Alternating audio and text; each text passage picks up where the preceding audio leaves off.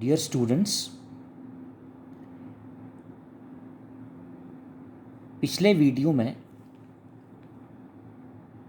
मैंने आपके साथ डाल्टन्स एटॉमिक थ्योरी के पोस्टुलेट्स या इम्पॉर्टेंट पॉइंट्स आपके साथ डिस्कस किए थे।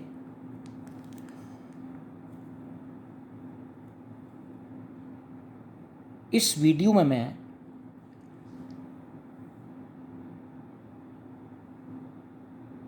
आपको ये एक्सप्लेन करूँगा कि लॉज ऑफ केमिकल कॉम्बिनेशन, जो को मैं आपके साथ बहुत पहले डिस्कस कर चुका हूँ, लॉज ऑफ केमिकल कॉम्बिनेशन को डाल्टन्स एटॉमिक थ्योरी कैसे एक्सप्लेन करती है। तो सबसे पहले अगर आपको लॉज ऑफ केमिकल कॉम्बिनेशन याद है तो सबसे पहला लॉ था law of conservation of mass. तो law of conservation of mass अगर आपको याद है तो वो क्या था? Matter can neither be created nor destroyed.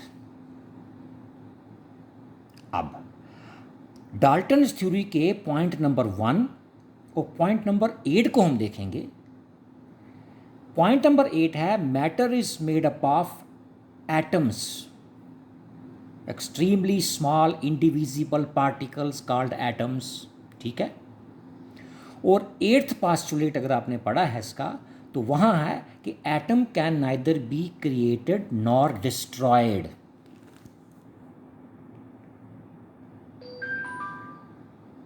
चाहे फिजिकल चेंज हो चाहे केमिकल चेंज हो, atoms can neither be created nor destroyed.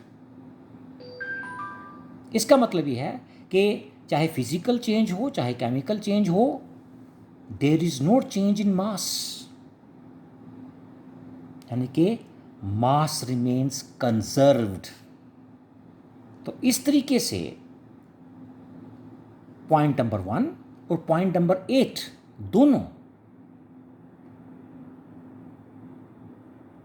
Law of conservation of मास को एक्सप्लेन करते हैं। ठीक है।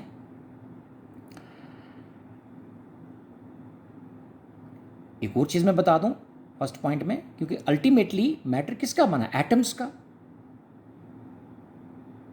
तो इसलिए ये फर्स्ट और 8th point law of conservation of मास को एक्सप्लेन करते हैं। अब आ जाता है दूसरा law of chemical combination, law of constant composition. अब ये हम देखेंगे ये डाल्टन्स थ्योरी कैसे एक्सप्लेन करती है। अब जरा हम कहाँ जाएंगे? पोस्टुलेट नंबर 5 को पढ़ेंगे। पोस्टुलेट नंबर 5 है when atoms combine with one another to form molecules, when atoms combine with one another to form molecules, they do so in simple whole number ratios. ये हम पढ़ चुके हैं। साथ ही हम पॉइंट नंबर 2 को भी थोड़ा देखेंगे। इसके लिए पॉइंट नंबर 2 था atoms of the same element are identical in all respects. चाहे शेप हो चाहे साइज हो चाहे मास हो, सेम एलिमेंट के अंदर एटम्स शेप साइज और मास के मुकाबले में के मामले में आइडेंटिकल होती हैं। अब एटम्स जब डिफरेंट एलिमेंट्स को जो बिलोंग करती हैं, जब वो कंपाउंड फॉर्मेशन में पार्टिसिपेट करती हैं, तो उनके मास में कोई चेंज नहीं होती। क्या कहा मैंने? डिफरेंट एलिमेंट्स की एटम्स जब कंपाउंड फॉर्मेशन में पार्टिसिपेट करती हैं तो they do not undergo any change in mass. इसका मतलब क्या हुआ कि रेशियो रिमेन्स द सेम। ठीक है, इसमें कोई ऐसी बात नहीं है कि आप समझ ना सकें। Ratio remains the same between the atoms, चाहे उस कंपाउंड का बनने का मोड ऑफ फॉर्मेशन जो मर्जी हो। दूसरे वर्ड्स में हम कह सकते हैं कि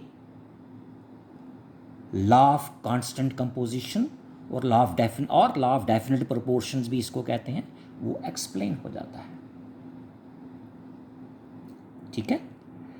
इसी तरह अब हम थर्ड लॉ की तरफ आते हैं, लॉ मल्टीपल प्रोपोर्शंस। इसके लिए सबसे पहले हम पोस्टुलेट नंबर 6 पर जाएंगे।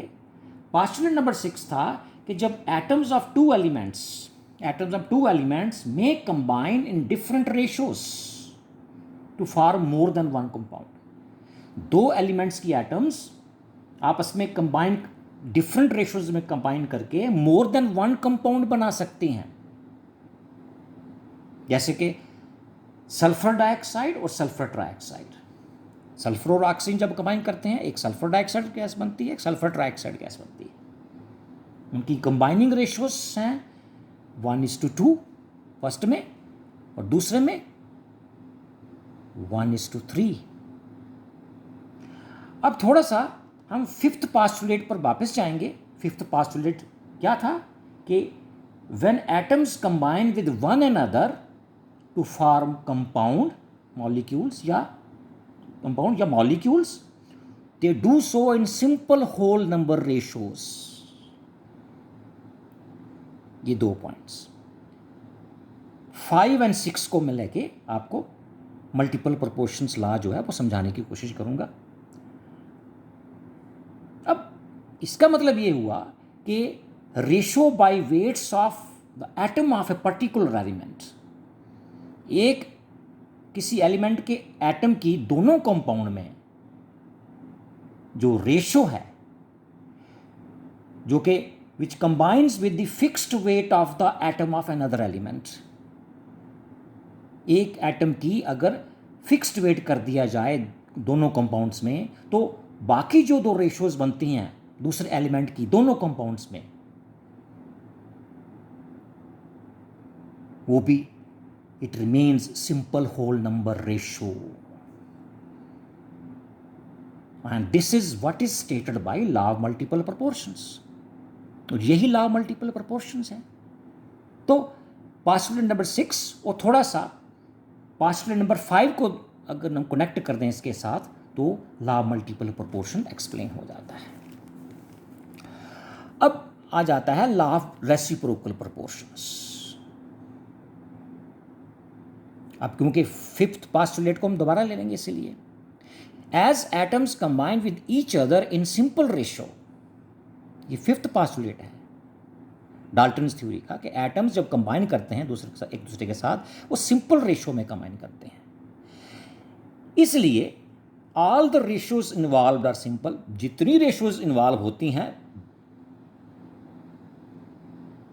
Either they will be same, या एक रेशियो दूसरे रेशियो का सिंपल मल्टीपल होगी। And this is what is stated by the law of reciprocal proportions। तो चारों के चार लॉ, फर्स्ट 4 लॉज जो हैं डाल्टन्स थ्योरी के द्वारा इलस्ट्रेट हो जाते हैं या एक्सप्लेन हो जाते हैं। अब स्टूडेंट्स, नेचुरली आपको पता है कि आप कहेंगे फिफ्थ लॉ भी है, law of Gay-Lussac's law of combining volumes. अब उसका ऐसे है, क्योंकि डाल्टन्स थ्योरी सब्सटेंसेस में आ जाते हैं एटम्स और मॉलिक्यूल्स, क्योंकि उनकी डाल्टन्स थ्योरी सब्सटेंसेस के वॉल्यूम के साथ डील नहीं करती है। आपने देखा होगा डाल्टन्स थ्योरी में कहीं भी वॉल्यूम वर्ड नहीं आया है। Dalton's theory does not take into account the volumes of the combining substances. इसलिए ये Gay-Lussac's law of combining volumes के लिए कोई एक्सप्लेनेशन ऑफर नहीं करती है। तो इस तरीके से डाल्टन्स थ्योरी द्वारा पहले 4 लॉज ही एक्सप्लेन होते हैं। इसके बाद स्टूडेंट्स, मैंने पिछली बार भी आपसे बोला था कि रिसर्चेस होती गई, रिसर्चेस के बेस पर डाल्टन्स थ्योरी को मॉडिफाई किया गया। 20th सेंचुरी की बिगिनिंग में as result of work done by scientists. इसमें जे थॉमसन है, इसमें रदरफोर्ड है, इसमें नील्स बोहर है एंड वेरियस अदर साइंटिस्ट्स। तो रिसर्चेस में पता लगा कि डाल्टन्स थ्योरी में कुछ लिमिटेशंस हैं, कुछ शॉर्टकमिंग्स हैं। दे वर रिमूव्ड और बहुत सारे पोस्टुलेट्स को मॉडिफाई किया गया और एक नई थ्योरी लाई गई जिसका नाम था मॉडर्न एटॉमिक थ्योरी। तो क्या क्या डिफेक्ट्स थे, क्या क्या लिमिटेशंस थी और किस तरीके से उनको मॉडिफाई किया गया, मैं आपको नेक्स्ट वीडियो में एक्सप्लेन करूंगा। Until then, thank you very much.